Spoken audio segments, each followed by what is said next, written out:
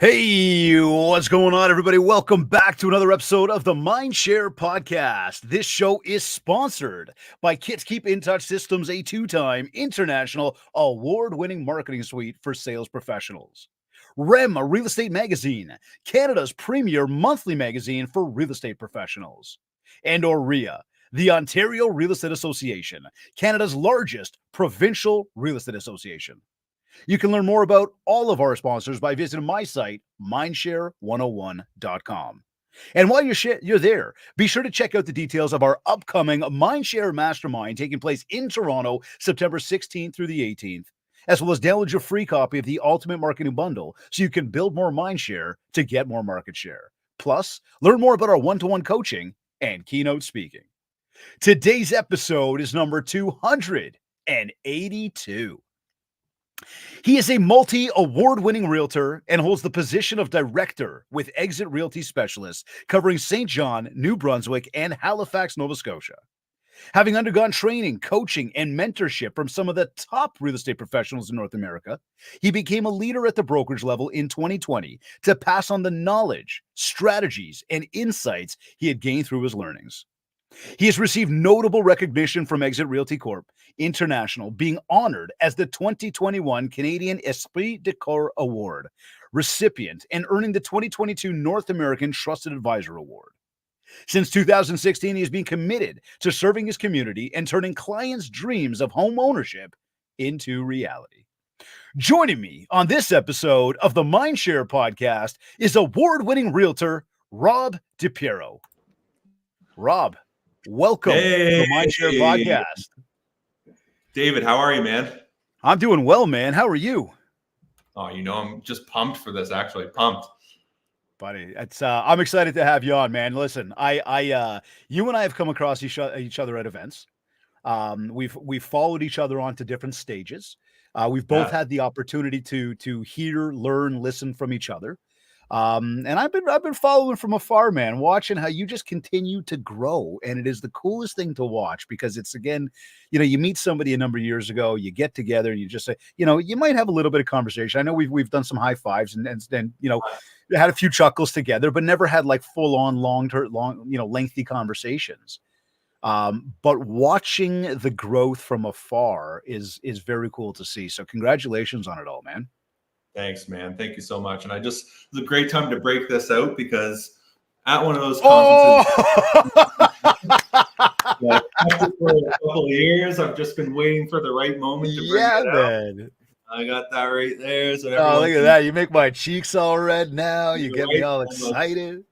I've had the privilege of listening to you speak at a couple conferences as well and just go up and kill it and show people what you do. And likewise, it's just been awesome watching you grow and give back as well and do the things that you do.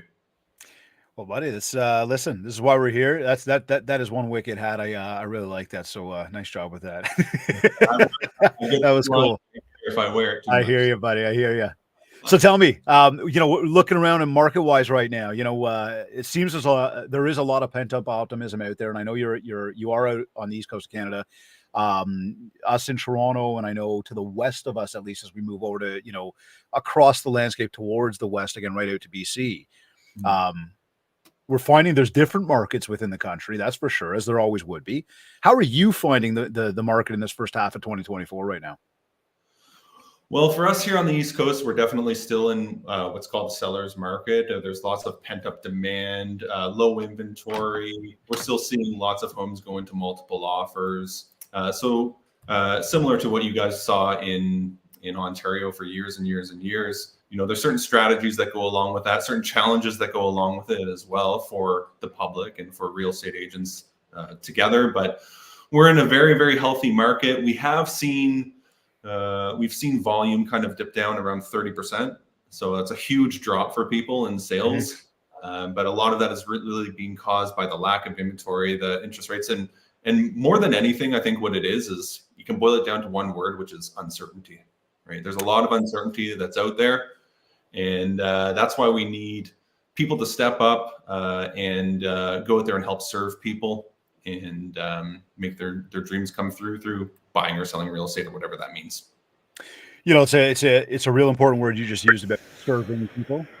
I think that as the market got incredibly hot back in sort of the 2021, 22 kind of areas, a lot of that almost went out the door. The serve wasn't really there. This was very much more about, hey, if I throw a sun on the lawn, 30, 60, 90 seconds, the house sells. I'm off to the races, off to the next property. And I'm really not, I'm here for people, but I'm also here this is a moment to make money. And don't get me wrong, I love money. So to anybody that was out there making money in that time and is obviously still making money, good. I like it. I think we got to remember, and I'll throw this in, but we'll get to it later in the convo. This is to me the same idea where people are like, I'm going to get leads, right? Whereas I like to use that word and say we're not leads. We are people. We are homeowners. We are husbands, wives, fathers, mothers, whatever, like mortgage holders, treat us as people. And when you're in a mindset of serve, you can understand who's on the other end. So I think that was a big word. But tell me, I know you guys are in a seller's market right now. I think as we look at pent up optimism across the board and think spring market, think are rates going to come down? Do we think at any point that we're going to get back to this really, really heated market, or do we think that we've seen the tides turn right now for the next few years after what were some, again, very historic highs? Well, I think that one of the things that I've learned through the years is that the market really is between your ears, right? So whether the market's a seller's market, balanced market, buyer's market, for real estate agents that are watching this, the market really is between your ears. And I think it was actually you that said this at one of our Atlantic sales rallies a few years ago, that, this is not a buyer's market. This is not a seller's market. This is a professional's market. Was that you? Yes, sir. Yes, sir. Yes, sir. Look at you listening. Yeah, of course, I'm listening and learning, taking notes. But, with the election cycle going on and everybody's attention going to that, there's a lot of noise out there with interest rates, with everything that's going on. I don't know how the market will perform. But what I do know is that there's people out there, they need to move. They need help doing it, and they need professionals to help them do that. And one of the things that I've learned through my journey in real estate is that, and I say the real estate market is between your mind, is people really move for the same reasons over and over and over again. And although the market does dictate that, what it doesn't dictate is the reasons that they move. And, it kind of makes perfect sense when we talk about it. People move for 5 reasons. First one is they need more space. Their family's getting bigger. They got married. They're having kids. Second one is their family's getting smaller. Maybe they're getting divorced. Maybe the kids have left home and they have too much space and they're not using it now. People are relocating for works and relationships. That's the third one. Fourth one is people move because financial duress or financial gain. And this is where we go into mortgage rates and people losing jobs or, getting divorced, or the duress that's involved in that. And the last one is people sell because someone's passed away, right? So that's why I always say, the focus is always on the market, but those people always need help. And what we really need is strong, smart, empathetic, grateful, hardworking professionals to help those people navigate the market. The problem is that they're facing is that they don't know how to do it. And so I like to keep the focus on that. But I know that didn't really answer your question, but no, listen, it's understanding, again, the reason why people are going. When we talk about serving other people, we talk about, and look, we're talking to what are the, biggest challenges even that realtors are having. It is important to understand, what are we trying to do out there? What is our purpose? Who are we supposed to be serving? And in doing that, we will have a lot of really great people. And to some of the things you said, we got to understand who we're working for and what we're doing. Part of this I'm going to come back to, and we'll leave this part for another conversation. But is what is the the process of getting licensed in this business, right? And how easy is it to get into the business, and what kind of people are we bringing in? Now, let's jump beyond that, though. Beyond, let's say, how we get in, and say, okay, we are in. And a lot of the folks that are tuning in right now are going to be folks that are in the business. And as we said, we're gonna talk about some big challenges. We're gonna come up with some solutions. But that's what today is all about. So I guess I flat out just say to you, what would you say are some of the biggest challenges that realtors are having right now? Well, I go back to that same word that I said before, which is uncertainty, right? There's a lot of noise out there. There's a lot of uncertainty out there. And there's not enough people talking about creating, your own path and your own success in this business. And that's what I love about what you do is you talk about the planning and blueprints to move forward. But I think the challenges that I see all the time are, there's really four of them. The first one is I know a bunch of people, but I don't know how to leverage that. I don't know how to connect with my database, right? Or grow my database. The second one is I'm a small business now. I own a small business and it's my job to market myself and it's my job to make everything happen for myself. So how do I market myself? One of the problems that people have is that, as you kind of alluded to, of the high earning professions, if you think about doctors, lawyers, engineers, accountants, we are the least educated, least trained profession of those high earners. And for all of those professions, they have to go to school for 5, 10, or sometimes 12, 15 years. And we can get a real estate license in 6 months or a year and just be expected to understand, the sales process and effective communication and, marketing, let alone knowing, real estate itself and what's going on in the market and how to navigate forums and all of these things. So I think that's one of the key problems. And then the last one just really comes down to mindset and talking about the uncertainty and talking about all the noise out there. It's imperative to have a strong mindset. And it's also very, very important that people understand that mindset is something that you build just like any other muscle. It's not something that you're born with. And good, healthy habits create a good, healthy mindset. So I think that's... Well said on that. I like that. Yeah. I like that. It's we don't realize how important the mindset is. And like you said, you got to train it. You always got to practice. Like you got to practice regularly. Absolutely. Right? Because just when you're there, call it the universe, call it the world, call it the energy, call it what you want. I've said it many times. I don't care what you call it. You just got to understand it. It will do what it can to bring you down. Absolutely. All right. So as we talk to some of these, and what I want to do is now spend the next few minutes together going through a lot of what you just said there, and we're gonna unpack a bunch of that. Yeah. We talk about some of the keys. What is the key to staying focused day in and day out? What do you do? Like, what do you suggest others do? I mean, and I'm probably going down the road of sort of that goals, planning, accountability, that kind of stuff right now. Yeah.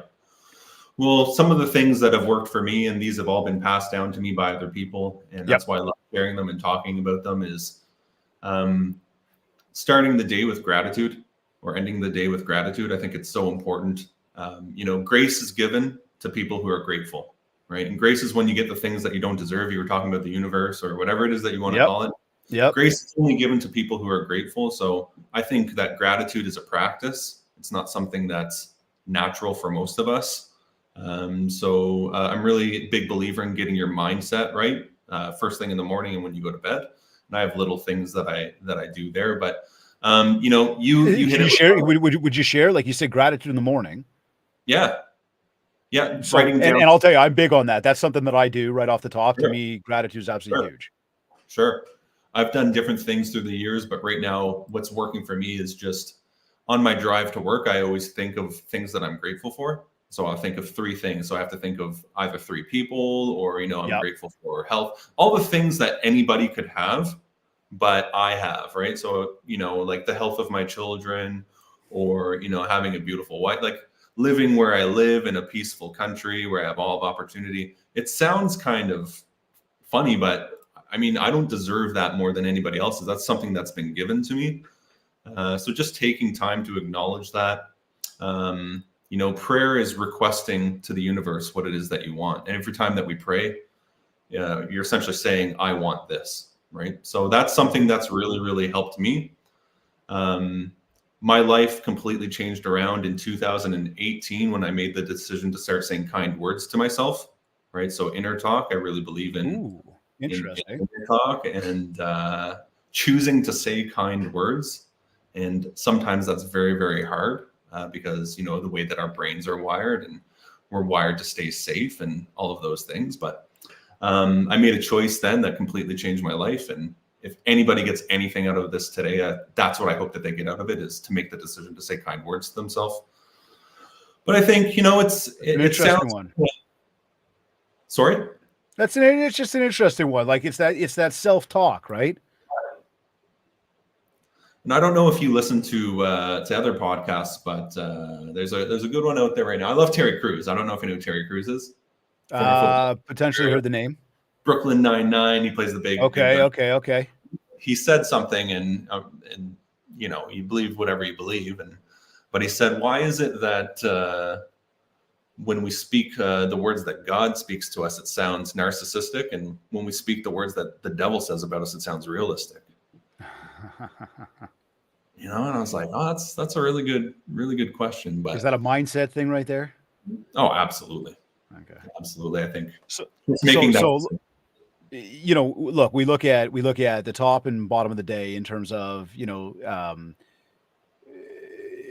staying focused, really being in the moment, understanding who we are, what we need to do. What about staying organized each day? Do you use a to-do list? Do you use a calendar? Do you just fly by the seat of your pants when you're doing stuff and like trying to hit up those top 3 priorities? Like what is what's the method that you use, and why have you chosen to go that direction? I think this is a big one for people because, again, absolutely, the simplicity of scheduling, it really is simple. The complexity of scheduling, it really is complex. That's it. But I can probably say a couple things here. This is all learned behavior for me. Probably that same year, I was taken aside by a very successful real estate agent. He does about 130 transactions per year in our area. Very successful, and he really hammered down goals, plans, accountability. Okay. So breaking down a year, breaking down a month, breaking down a day, and then putting actionable items and putting action behind those things. So what you're talking about, a schedule or a blueprint of your day. So I've been doing that since 2018, and it's been one of the great contributors to the modicum of success that I've had. And I really believe in having a scheduled day and time blocking. But one of the things that I've recently discovered, and I've been doing this about for almost a year now, and this came from a coach that I had hired, was having daily non-negotiables. And daily non-negotiables are a little bit different than your goals, plans, and accountability, because that gets you to your goals that you want. And non-negotiables, daily non-negotiables, are essentially, who do I need to become to accomplish those goals? Right. So it's more. What would be an action to that then that you'd fit into your schedule? Yeah, sure. So I start off the day, every single day, with reviewing my goals. Right. So I review my goals 365 days a year. And I have it saved. It's on my screensaver on my phone. I don't know if you can see that. It's on my phone. Yep. I can look at it every day. That's how I start my day. So when I drive into work, before I get out, I review all of my goals every single day.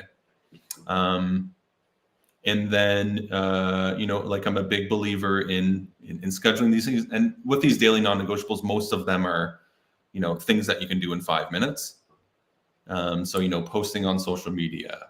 I have, like, drinking water as one of my deal. 100, it's very specific.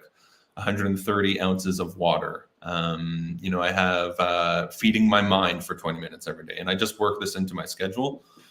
And then from there, I can start my day.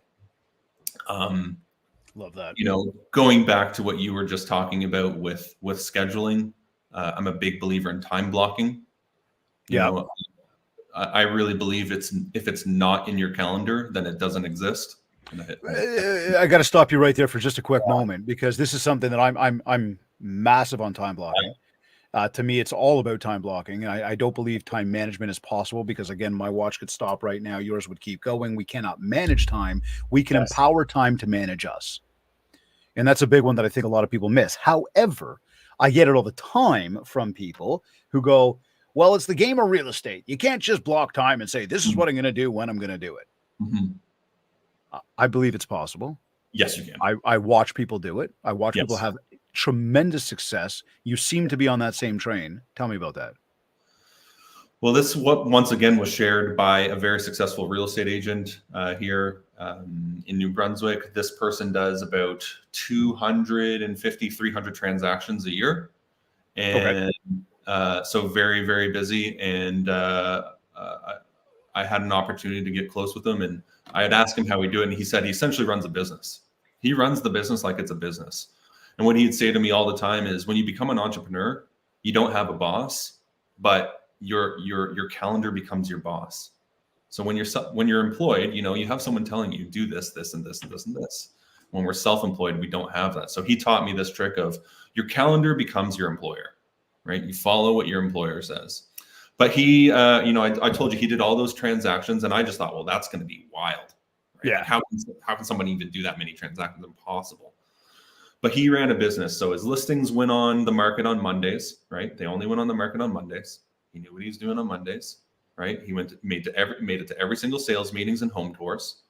Contracts always expired on Fridays, right? Dinner with his family every single night. He took Saturdays off, right? This is a guy with 200 plus listings a year, and was very well respected. So I think for me, just having that example before me really taught me that it is possible. And like you said, a lot of people say, well, this is real estate and it's not possible, but I've seen it. See, look, to me, it's a discipline. Absolutely. To me, it's a discipline. This is where I said again, a moment ago, however, I said it's easy, but it's not easy, or it's simple, but it's not simple. It's complex, but it's not complex, but it is. Like, there is a discipline to it.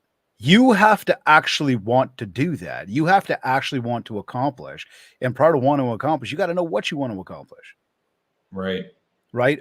Much the same. I review my goals every single morning. Yes. In fact, as I move through my day, I am constantly rewarding myself by acknowledging the fact that I've completed something. Yes. And in completing that thing, I'm able to say to myself, Dave, you're working towards what you want. And I can see what I want getting closer. I can see my actions actually getting me to that space. And by having everything structured, I'm able to get there. And this is where I come back to, I will get more done in a day than most people will do in a week. Of course. And to anybody tuned in right now, first of all, if you know me, you go, okay, yeah, I know how Dave operates. He gets a lot done. Yeah. If you know me, you know that I'm just going to shoot from the hip. So I'm really not worried about what anybody thinks about that comment. And if you don't know me, I need you to know I don't care what anybody thinks about that comment. In fact, I challenge you.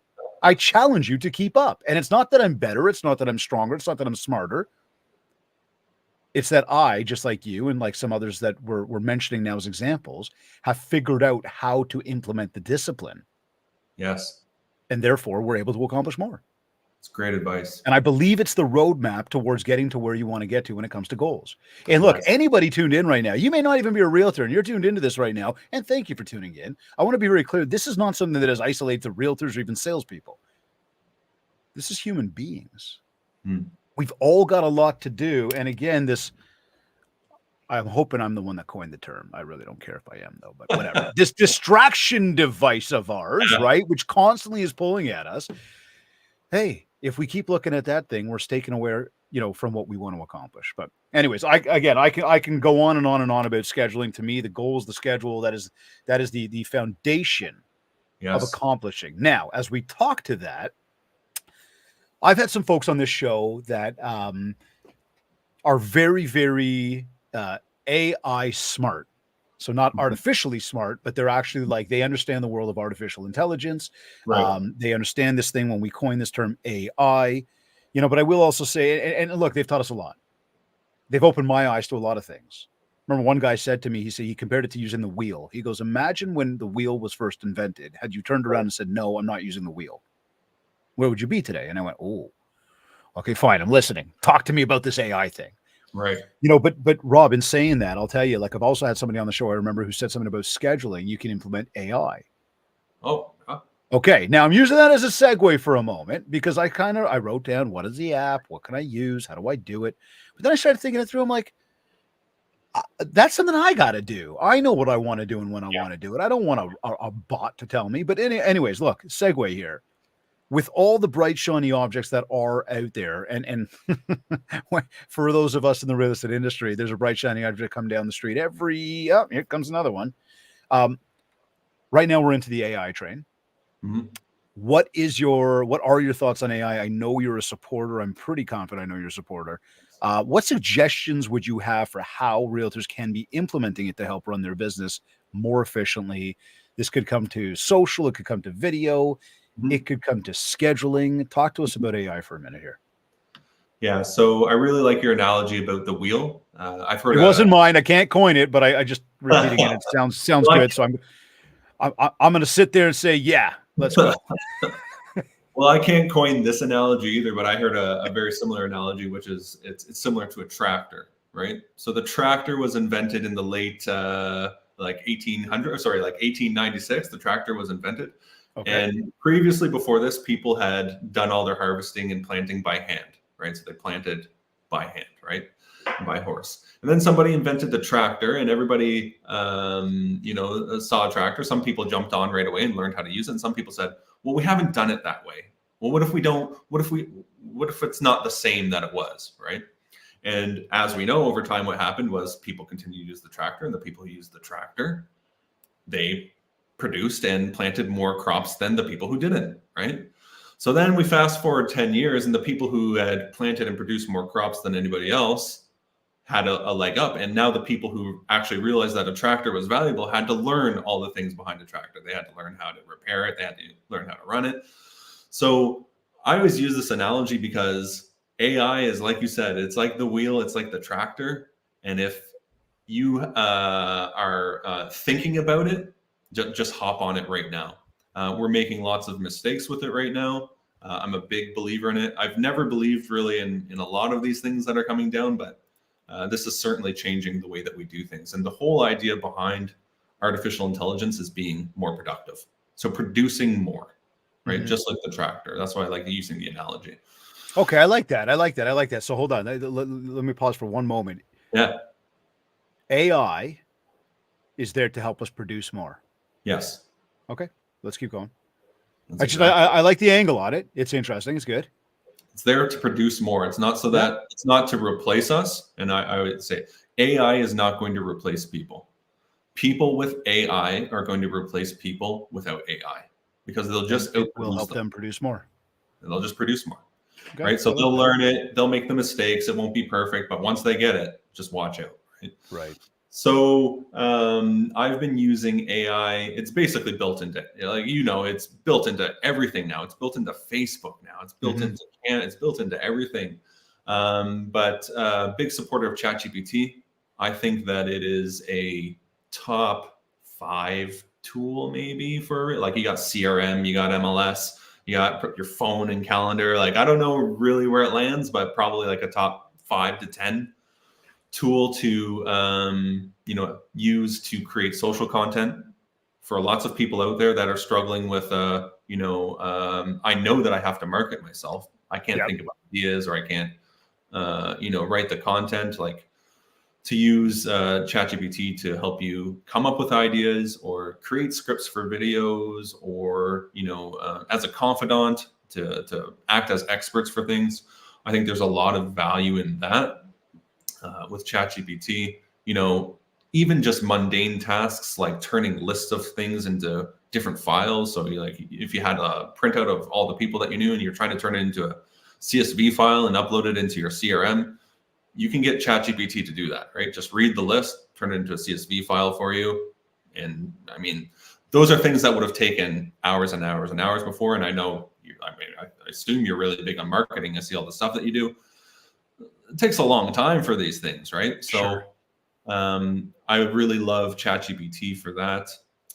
So are you only using it for marketing? Are you using it for scheduling? Are you using it for like anything you can get your hands on with it?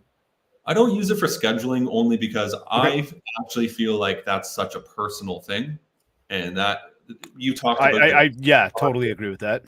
I'm in control of the schedule. Right. I'm in control of the Okay. schedule. Yeah. Okay. So now from a marketing perspective, like if we sat here saying, and people are like, oh, I like this. And I'm with you. I think that when you go in there, like, for example, when what feels like yesterday was probably a few months ago now. I went into ChatGPT and I was messing around with it. And I said, I gave it some prompts and I said, I basically described myself Right. on a business level and a personal level. Right. And I said, I want a 30-day content calendar made up for me. Right. And what does it do? Politely, as it always does, sure, let me help you with that. And it literally printed me out this 30-day calendar. And I looked at it and I said, can you put that a little bit more detail? Yeah, sure. Here you go. Then I said, can you put that in a calendar format for me? Yeah, absolutely. Here you go. And then I said to it, you know what? I'd like to do some video. Can you give me, can you turn this into like video content for me? And it says, sure, here you go. I said, can you give me a little more detail? Yeah. Can you make it funnier? Yeah. I went, like, I felt obligated to say thank you. I'm the side. I do say thank you. Like, it's unbelievable, right? Like, for anybody that hasn't really taken advantage of it yet, I want you to picture you're sitting at a restaurant right now. And you sit down and the server comes up and would you like something to drink, and you order something to drink, and you order water. They bring you water, and then they come back, they go, can we get you like a beverage from the bar? You're like, yeah, sure, please. And they go get you a beverage from the bar. Then they come back and they take your order, and you order. They've been to your table 3 times. Now they come back for the 4th time with the food. They go, can I get you anything else? You're like, yeah, can I get some ketchup, please? They're like, no problem. They go get you ketchup. Now, I don't know about anybody else, but at some point you get to the point of like, oh, I feel bad. Like, just constantly asking for stuff. And don't get me wrong, it's their job. But then they come back and they're like, oh, good. Are you all good? You're like, you know what? Can I get some more napkins? And I bring you napkins. And look, anybody could assume that they should have more ketchup and napkins on the table to begin with. But my point is, you feel bad continuing to ask the question. I mean, at some point you probably get there. Right. With ChatGPT and all this AI, you don't need to feel bad. You can ask this thing you can reprompt it 1 million different times in 1 million different ways so that you get ultimately exactly what you want out of it. Yes. I think that is fantastic. And I think from an idea perspective, for anybody creating a content calendar for social media, coming up with ideas on how to market something, coming up on ideas for what to talk about, it will give you a ton of data that you can leverage to spark more thoughts and ideas that you can then bring to life. And I say that very clearly because the one thing, Rob, and I don't know if you disagree with this, but the one thing for me is very important. Do not just copy what it has and paste it into what you want to deliver. Of course. Make it yours. Yes. Yeah, use it as the framework for what it is that you really want to say. Use it for the ideas, but you're absolutely right. Don't copy and paste it. I think one of the concerns that a lot of people have with AI, and it's a very valid concern, is losing authenticity. Right. Yep. And not becoming or becoming something that's not you. Right. So I think it's so important to use it to create the framework, but make sure that you don't lose yourself while doing it. And I think that's probably one of the biggest challenges with it because it's so easy. But yeah, I completely agree with you on that. Are you, I mean, we mentioned ChatGPT. Is there anything else specifically that you use, that you implement into your world that is a real game changer for you? Absolutely. I'm using something called Opus Clip right now. Do you know Opus Clip? Nope. What's that one for? Opus Clip is a game changer. Ooh. So Opus Clip is artificial intelligence video editing. So it's a subscription-based website, right? So you can film your pillar content, much like we're doing right now. Yeah. And as you know, when you have this big, you're doing a podcast or a keynote or an interview with maybe a real estate agent, you're doing an interview with a home inspector or a mortgage broker. I do those things once in a while. You have those. Yeah, exactly. Yeah. You have that long version of content, right? And there's a lot of time that's spent on editing that, right? Adding captions, bookmarking things, all of those things. So what Opus Clip does is it's a place for you to upload that long content into, and it will instantly chop it down into reels for you, right? Add your branding, add captions. It will rate them out of 1 of 100 on how likely it is to go viral. It will transcribe it for you, and within a matter of minutes. Wow. 12 minutes after. Now, it's not perfect. It's AI, right? But it gives you something to work with. But what it really does is it cuts out the guts of all of that editing time. So a lot of editors are using it to begin their editing, and you can change the editing behind that. Like you can mess with the editing for each clip within it, but it's an absolute game changer for somebody. We all know how powerful video is. Yeah. And for a lot of people, it's very, very hard to record or very hard to get in front of that camera. So for those people that are just having natural conversations that want to record themselves with the mortgage brokers, with the home inspectors, with the insurers, with the other industry professionals, if you can record yourself an hour of doing that, I don't know, whatever it is, and just talking or giving advice, throw it into Opus clips, it'll spit out, 15, 20, 30 reels for you. So okay, so we want to get everybody to check that thing out. But let me go bigger, broader for a moment. Forgive me, because that's a very interesting stuff. And I don't know if anybody here.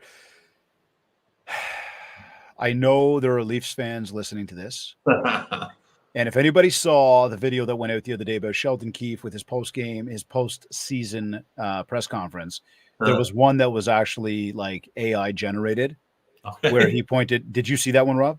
I didn't see that one. No. Oh, dude, I thought maybe this was the app that was used for, but like he literally said everything you would think he was thinking and everything that every fan was thinking. It was what he said, which he didn't actually say.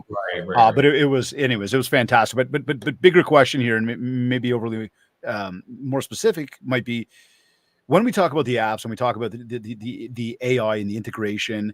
What about the whole learning curve of the whole thing? Right? Like that in of itself is a major deterrent for most people to try anything. I mean, let alone AI. Mm-hmm. What advice, what maybe, 1, 2, 3 steps might you give somebody right now that says, look, here's where to start, here's what to try, and, here's where to keep practicing. Right. Well, I've advised people on this in the past, whether it's, technology, whether it's learning MLS, Facebook, Instagram, AI, marketing, whatever it is. And I think one of the biggest problems is that too often we're trying to do and learn too many things at once. And that we do what's called horizontal learning, where we're learning a bunch of things, right? But we're not learning it vertically, which means learning it deeply. So I think choose one thing. So whether it's ChatGPT or whether it's Opus Clip, whatever it is that we were just talking about, to choose that and spend dedicated time on bringing yourself to, like, if you could rate yourself on it, David, start by rating yourself out of 10. If you're a 4 out of 10 on something, well, how do you get to a 5 out of 10 or a 7 out of 10?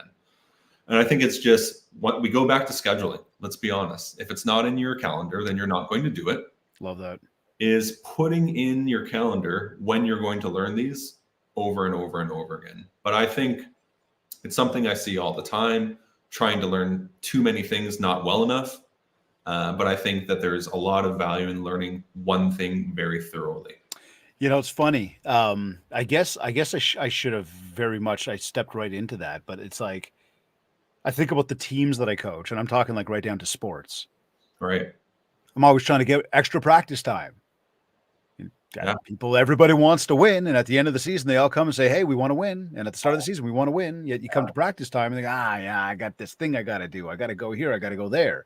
Oh, but that's more important. And I get it. People have busy lives and there's lots going on. But you had a goal. You wanted to win. And the way we get there is by putting in the practice. Now, I having fun with my sports teams, but I'd say anything in life, it's the same MO. Absolutely. You got to put in the practice. I love, sorry to interrupt you, but I love about sports. Like my daughter's getting into sports now, and I played sports growing up, but I love that about sports because what sports really teaches us is that if you want to be good at something, you have to work for it. And you can be good at anything. You can be good at anything if you work for it. But if you want to be the best, you got to work more than anyone else. Where, from a business successes perspective, where does most of your business come from? People you know or people you don't know? Oh, people I know for sure. Okay. I really started, I've gotten business 3 different ways. I transitioned. I started off kind of going everywhere, which is what everybody does. I know, trying a whole bunch of different things. I was a door knocker starting out. I did door knocking for the first 2.5 years. It was one of the best things that I ever learned. Was asking questions and connecting with people. I did internet leads for 2 years, but the past few years, it's 80% sphere, 80% database, looking after people in the database, and referrals and growing from there. So would you say that forgive me, 80% of the time is spent working your list each day? Oh, absolutely. Yeah. Okay. Time in the list every day. One of my non-negotiables is 5 people every day. Love it. So nice and simple, right? You see it's amazing, right? Because we come back to the goals, we come back to the scheduling, we come back to the action steps we talked to earlier, and there it is. You want to get more opportunities, and not just you, Rob, but all of us, right? We want more opportunities. Now it's a matter of, well, what are the actions I got to take to get those opportunities? So again, I want to lose weight. What do you do? Well, the first 2 things anybody might think of is eat better and, physical activity. Perfect. Yeah. So if I do those 2 things, I got to schedule them in. And you even mentioned earlier about like what you're eating and whatnot. We schedule them in. Now the schedule, that if I operated the schedule, I will get those things done. Okay, well, we come back to business and it's like, well, what do I have to do today? Well, you got to make some calls. Well, to who? Well, we've just acknowledged, and I continue to acknowledge, and I continue to say this, and I'm never wrong about it because every single person I talk to always agrees about it. But the list is the mainstay for where we go for business. Yeah. Well, I got to call everybody? No, call like 5 people today. That's simple. Yeah. You don't need to take over the world. Now, what are some things you do? So you call 5 people. What else do you do? Can I touch on that just for 1 second? You certainly can. I always want to touch because a lot of people hear 5 and they think that that's a really low number, right? Right. Yeah. And I understand because I was the same where when you're motivated, what happens is you want to take on the world and you say, I'm not going to call 5 people. I'm going to call 20 people, right? What happens is over time, maybe the first day you call 20 people, but the second day you call 18. And then the third day you get busy, you don't call anybody. And then you make up for the 4th day and you call 22 people. And then the 5th day, you're so all over the place. Maybe you're only calling like 3 people, right? But I've always really, and I don't know if I was taught this or caught on this, but low goals, daily goals are great because you feel good about accomplishing them. So when I say 5 people, that's a 5 minimum, right? It's a 5 minimum. Like I get my 5 in. If I get them in, I've done my job. But everything over that, I feel great about, right? Mm-hmm. So I get to go through the rest of my day feeling good about what I've done and have, the energy behind accomplishing those goals. But I really believe in small daily goals, right? And breaking it down over time and repeating them over time. But I just wanted to mention that because I think a lot of times people overlook how those small, consistent things lead to bigger prize at the end. Everybody's trying to get to the end game in the exact moment that it happens, and that's not the way it works. It's not sustainable. And you're bang on. I love the example, and I'm glad that you brought that up. Like 20 today, 18 tomorrow, because the thing I was thinking was, and then you get nothing out of it, and you go, I'm exhausted. I've spoken to all these people. I spent hours doing it. I've spoken to 38 people over 2 days. I got nothing from it. This doesn't work. That's it. Well, no, it does work. You were working. And that stuff will at some point do something, but by going for such big numbers, you will exhaust and overwhelm yourself, and you will cause yourself to not want to do it anymore. Whereas 5, you're going to tell me you can't get 5 calls done today? Really? Easy. It's too easy. And then there's the reward, because the reward is, and understand, you get this, I believe you do, for everybody, recognize the reward is not what you are hoping to get in terms of getting the deal. The reward was the completion of the task, of the action. And by completing that action, you're going to get yourself closer to getting the deal that you want. Yes. So if we can be consistent about those actions, well, what happens? We get a lot more rewards, which means, and those come in a lot of different forms. And oftentimes the motivation comes after the task. Like, how many times do you go to the gym, David, and you just like, I don't want to do this. I'm not going to go there. Dude, I am going there after our recording today. I'm headed to the gym. Right. Okay. And there's still something inside of me that's like, I got stuff to do. Like, I don't want to go. I don't want to do the hard work.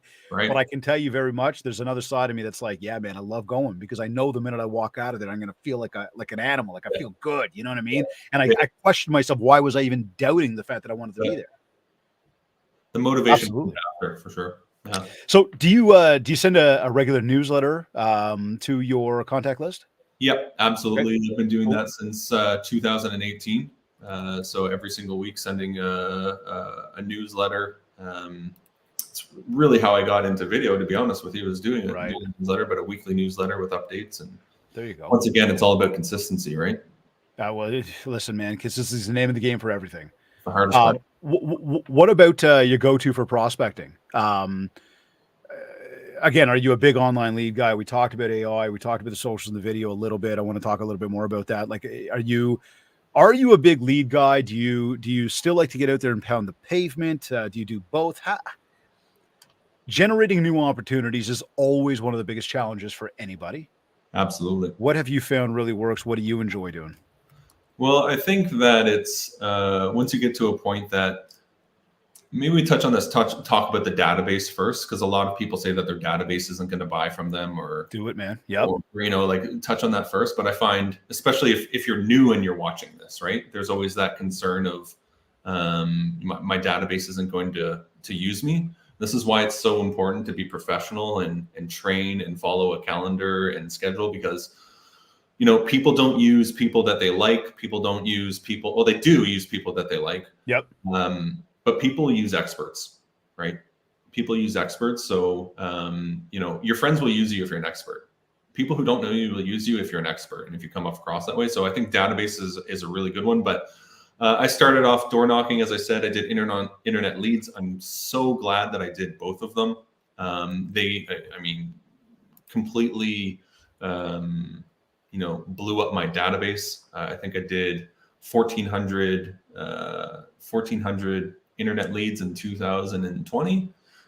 Received 1,400. Received 1,400. May I ask how many zeros there were behind the dollar value that you put towards that? Yeah, sure. It was $1,000. Okay. Yeah. $1,000 generated you 1,400 internet leads? Yeah. Through okay. Facebook. May I ask how many of those people picked up the phone when you called them? 10%. So okay. I actually documented all of that.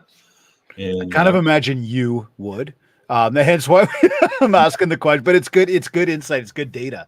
So 10% of that. So you had about 140 conversations. That's it. And what kind of?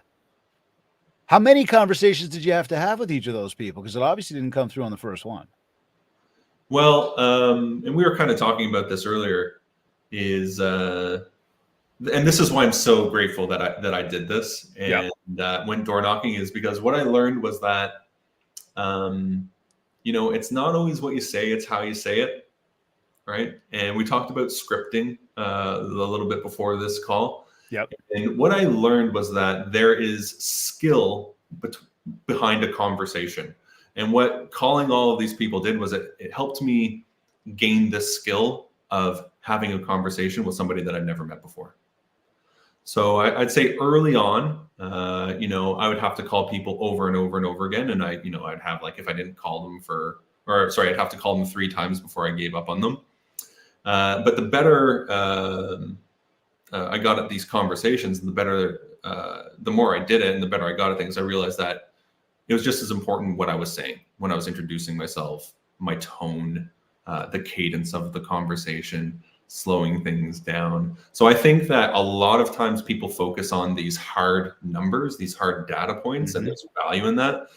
But I always encourage people, there's a lot of value in building skills, and language and sales process is absolutely a skill that real estate agents need. It's not talked about enough.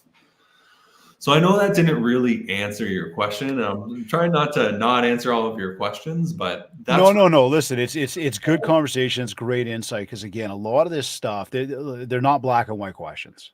Yeah. Right. There's definitely a lot of depth, and in some of it, we're staying surface level in the essence of getting a bunch of content through on the show to spark thoughts and ideas for people. The reality here, Rob, you and I both know much of the topics so far that we've discussed today could be one question turned into an entire show. Oh, absolutely. Right. And that's the thing that I also just want to clarify for everybody is, it's nice to get into the nitty gritty. Again, this is why we have training courses. This is why we do coaching. This is why we offer up so much of the additional content that's offered. Yes. To really help people roll up the sleeves. Yeah, absolutely. Now you mentioned about the leads, and Again, looking at that from online lead generation, looking at that as door knocking lead generation, because again, they're both lead generation. Doesn't have to be online to be a lead.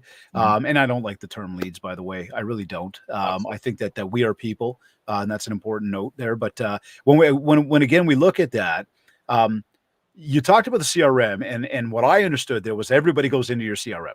Yes. Love that. So, what are the top 3 things that you suggest every realtor is doing to take advantage of their CRM? Well, the first one, it's a great question, by the way. The very first thing is why, thank you. Why, thank you. First one that comes to mind, this is right off my head, is to work in it every single day. So we go once again back to scheduling.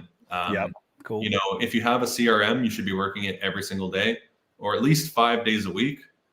Once again, I'm a really big believer in small goals. So as little as 15 minutes a day, but scheduled, dedicated, uninterrupted time in your CRM.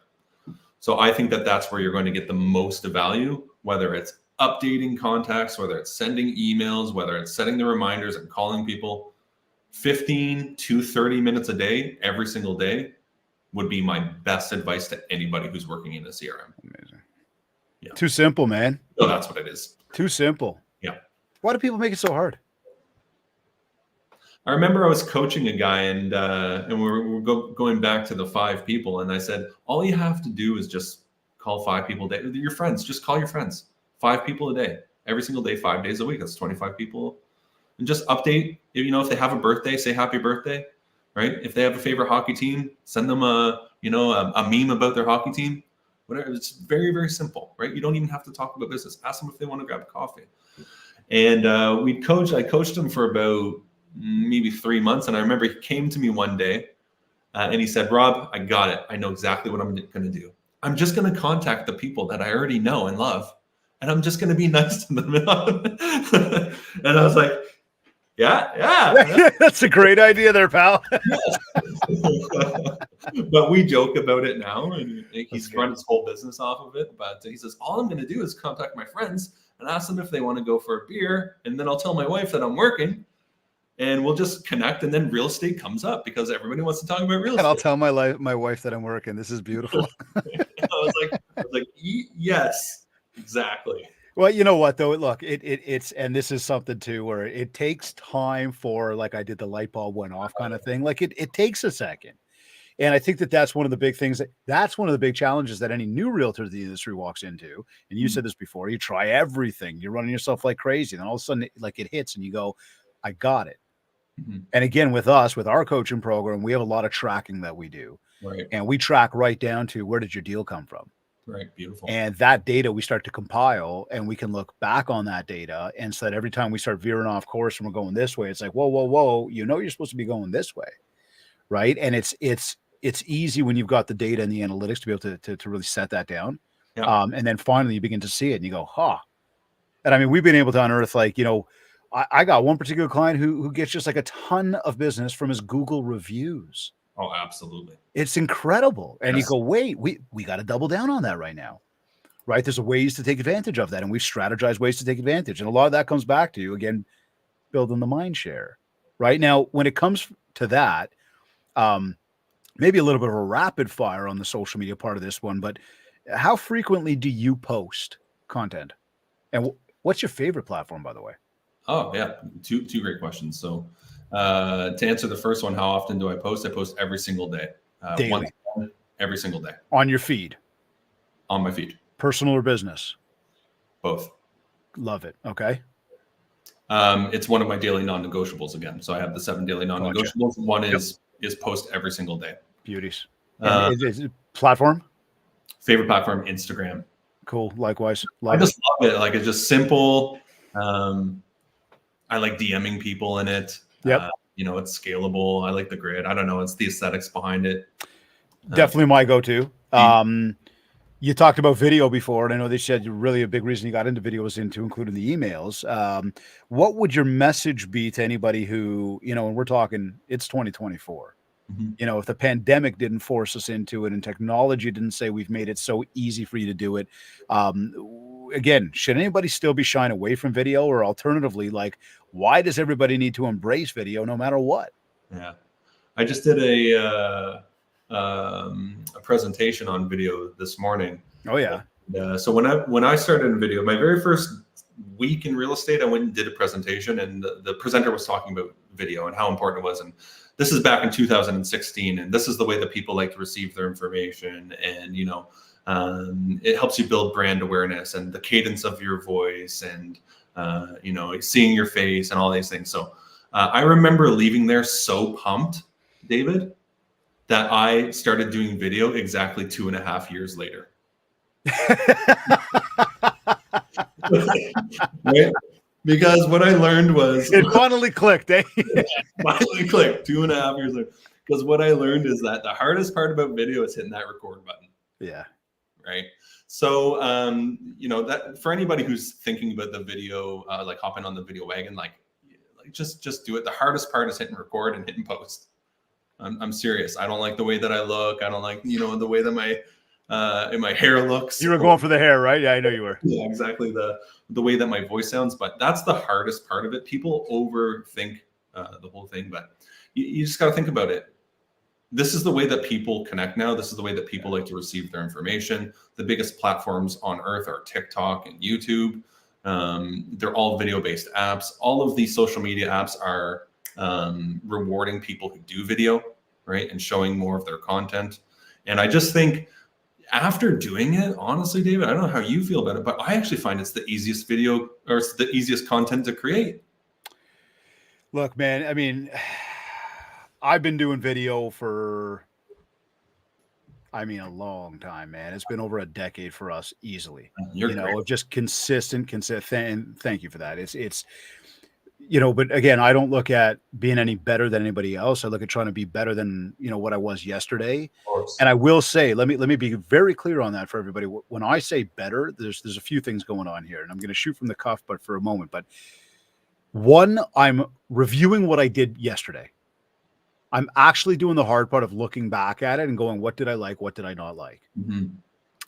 Two, I'm approaching it with a I don't care attitude. Mm-hmm. Now, please don't anybody misconstrue what I just said. When I mean I don't care what kind of comments I get. I don't care what kind of feedback I get. I don't care if I've got a beard and every once in a while I see one of these little hairs that's shooting out to like one side. You're like, I missed that, but we've already posted it. So I'm not going to sit there and delete it. Yeah. Right. The thing about it is, one, we get better every single time we do it. Two, you're going to learn something every time you do it. Three, it is the way, just as you said, it's the way of communication today. Yes. Right. And so I would I would provide an action step right now to everybody and say, look, the best and easiest way to get involved in it is the next time you go to call your significant other, a friend, somebody that you're tight with, not a business person, mm-hmm. not a potential prospect, not somebody you don't know, nothing. Do it on a video call. Yeah. And this way there is no, pretentious anything about the way you look, the way you sound, where you are, the sound behind you, the camera angle, nothing. Yeah, I love that. Just do it. Yeah. Then once you do it, you'll start to look at things that you go, oh, yeah, I could have done this. Like I can talk to you about lighting and camera angles and eye contact and mannerisms, cadence, you name it. Before all of that, we all have some of the best cameras in the palm of our hands 90% of our day. Yeah. Pick the thing up and just record. Right. I'll even go one step further. If you're so shy to make a phone call to somebody just hit record on your video camera and just record yourself walking and talking about the Tim Hortons sign or the sky. Yeah. Rant about your sports team those Leafs, man, they make me so angry. But anyway, you see what I'm saying? But like go on. What happens is you start to realize, again, what is my cadence? What do my mannerisms look like? What does my eye contact look like? You don't have to post it. You don't have to share it to anybody. Just get used to pressing the button because, like you said, it is one of the biggest fears. Absolutely. Now, okay, a few more minutes here because I got two other things here because I feel like if we don't hit these when it comes to, again, solutions to the biggest challenges that realtors are facing, we're just missing two key elements. What happens, and we're switching gears from marketing now. What happens when you feel like you did everything right? but for some reason you still get an objection. We're not interested, or we're going to hold off, or maybe they decided to go with somebody else. Again, this entire conversation about objections could be an entire show. It could be a few day training. However, I would say, how do you overcome the objection? Well, the best way to overcome an objection is to never have it, right? So I've learned that through sales, which means that you've asked enough questions to begin with, enough discovery and exploratory questions. You've asked enough of your prospect and not made it about me. You've shone the light on them that you actually know what their concerns are going to be, and you handle it during that time. So that really is the best way to overcome an objection. And then from there, after you've recapped with everything, if there are objections, I think one of the things to note with an objection is that to understand that there's a problem, and that when somebody has an objection, they're shining a light on that problem, and we can choose to be on the other side of that problem, or we can choose to be on the same side of the problem with them, right? So objection handling is essentially, if David, you have an objection, is me taking out, I see things different than you. I'm a salesperson. I know different things than you. I take my eyes out of my head and I place them in your head so that you can see things the same way that I see things. So anytime that there's an objection, I think that there's,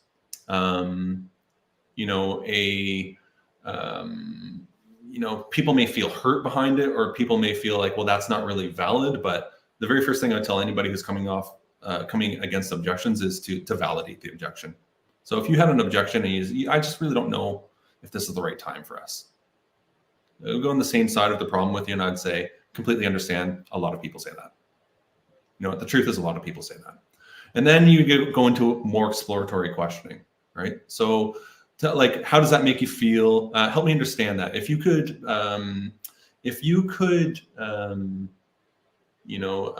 a magic wand, you could have it any way that you want it. What would that look like for you? Right. And ask more questions around it. And I think the reason that I say that is because often, too many times, what happens with objections, or with sales in general, is that we solve the problem too quickly without understanding the people. And it takes an extra 15 seconds to ask a question and understand what's behind the problem that you're actually solving.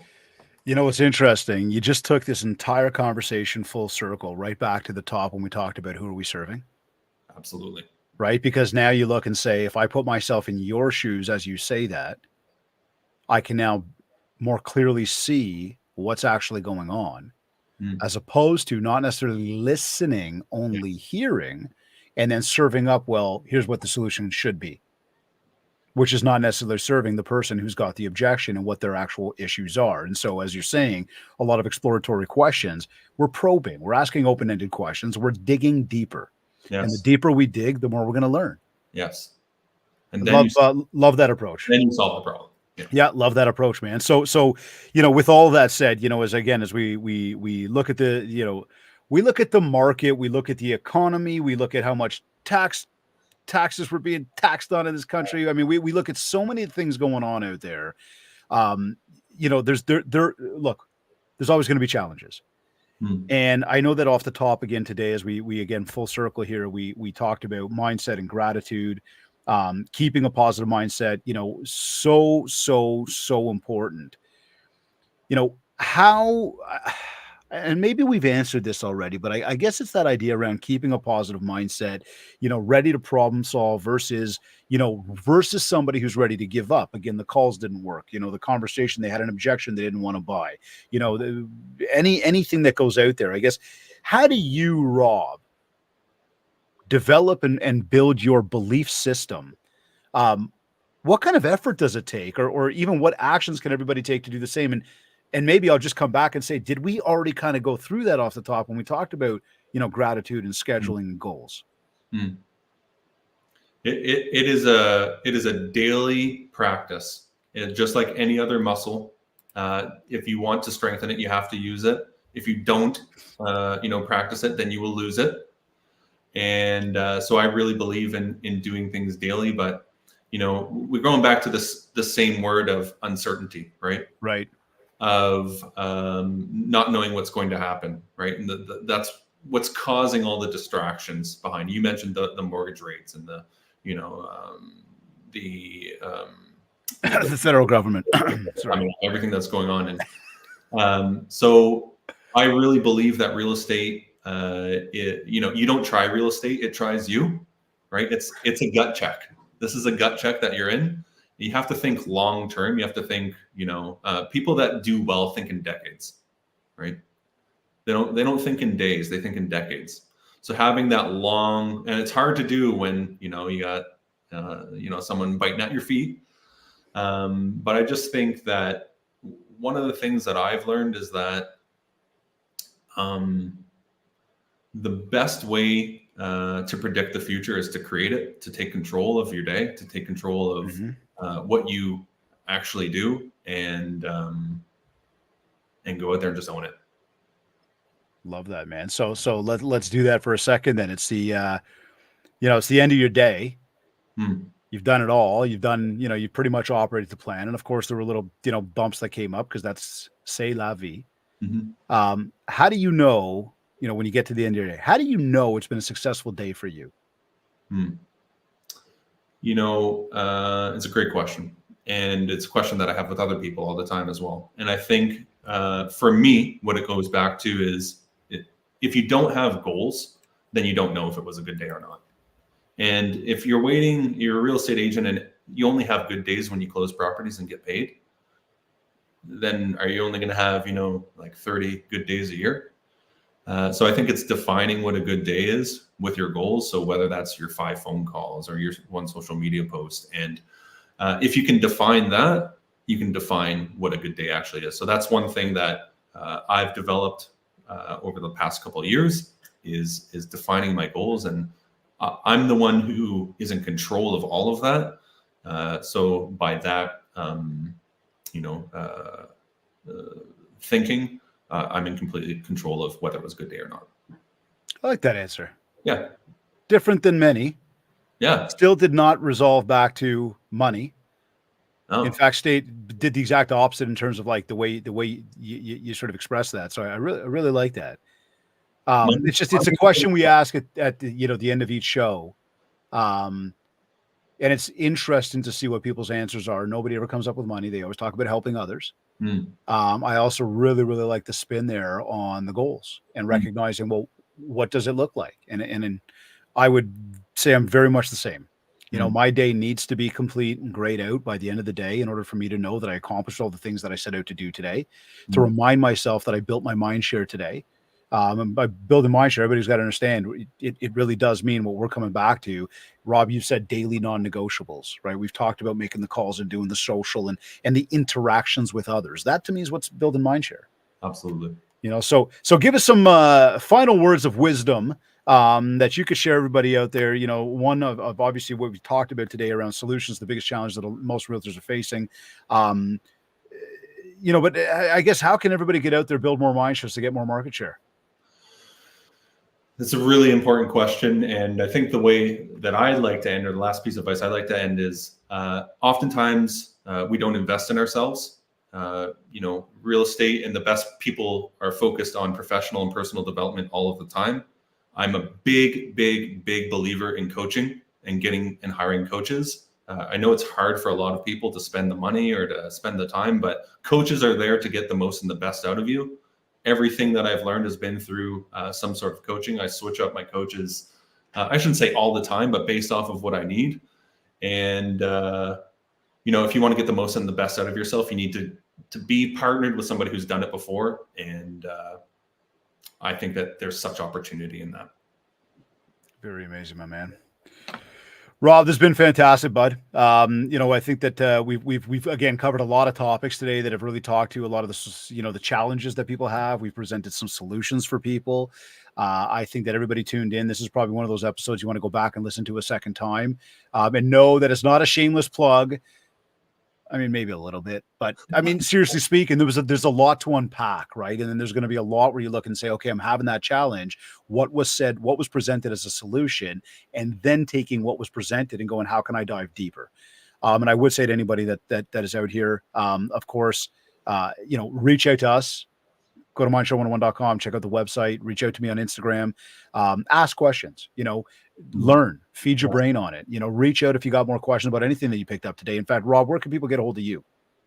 Best way is Instagram. Like I said, I love Instagram. You can reach me at Rob Dipiero, or right on Instagram. All socials, Rob Dipiero. Cool. And, would love to hear from people. Awesome. Rob, absolutely fantastic, man. Thank you for joining us on the MindShare podcast today and help us build a whole bunch of MindShare, buddy. Thanks, man. We will see you shortly, man. Appreciate it.